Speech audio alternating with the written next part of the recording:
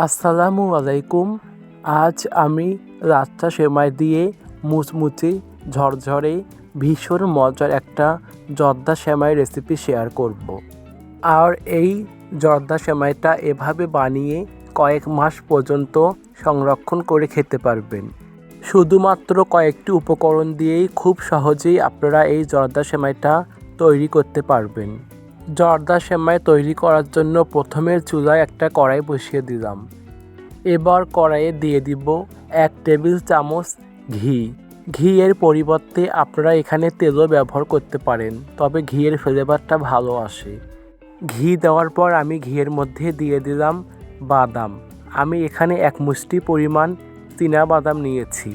বাদামগুলো এবার আমি ভালোভাবে ঘিয়ে ভেজে নিব। তো দেখুন আমার বাদামগুলো ভাজা হয়েছে। এবার আমি ভাজা বাদামগুলো কড়াই থেকে একটা বাটির মধ্যে উঠিয়ে নিব।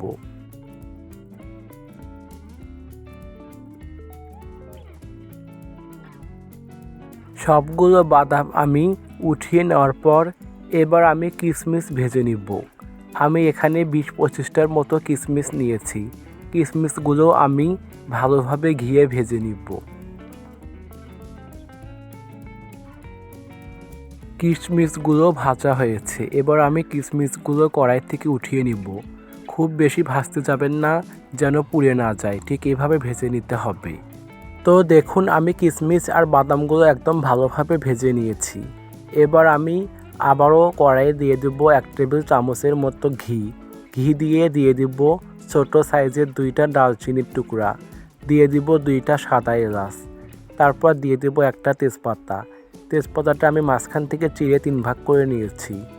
এবার ঘিয়ের সাথে সাদা এলাচ, দারচিনি আর তেজপাতা ভালোভাবে নেড়েচেড়ে অল্প কিছুক্ষণ ভেজে নিব।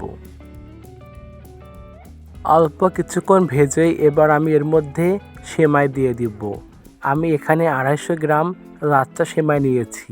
সেমাইগুলো আমি হাত দিয়ে ভালোভাবে ঝুরঝুরে করে নিয়েছি।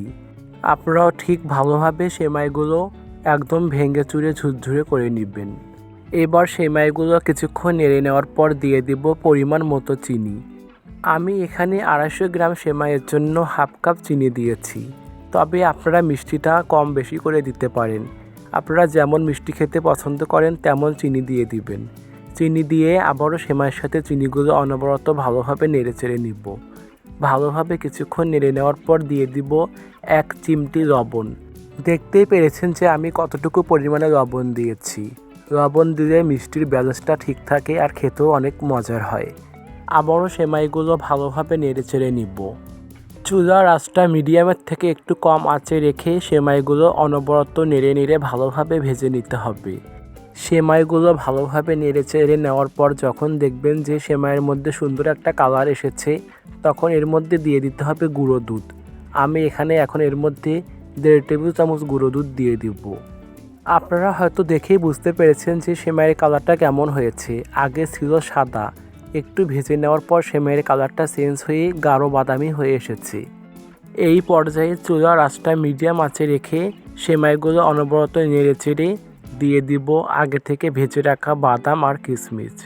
এবার আমি বাদাম আর কিশমিশগুলো সেমাইয়ের মধ্যে দিয়ে দিব। তারপর সেমাইয়ের সাথে বাদাম কিশমিশ ভালোভাবে নেড়েচেড়ে নিব। চুলার আঁচটা কিন্তু কম বেশি করা যাবে না, একদম মিডিয়াম আঁচে রেখেই সেমাইয়ের জর্দাটা ভালোভাবে তৈরি করে নিতে হবে। এখন দেখুন সেমাইগুলো আগের থেকে আরও গাঢ় বাদামি হয়ে এসেছে। যখন দেখবেন যে সেমাইয়ের কালারটা ঠিক এমন গাঢ় বাদামি হয়ে এসেছে আর চিনিগুলো সেমাইয়ের সাথে একদম ভালোভাবে মিশে গিয়েছে, তখন বুঝবেন যে সেমাইয়ের জর্দাটা একদম পারফেক্টভাবে হয়েছে।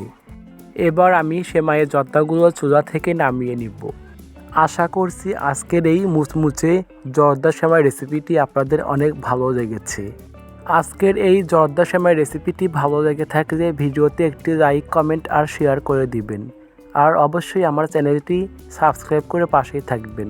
আজকে এই পর্যন্তই। সবাই ভালো থাকবেন। ধন্যবাদ সবাইকে। আল্লাহ হাফেজ।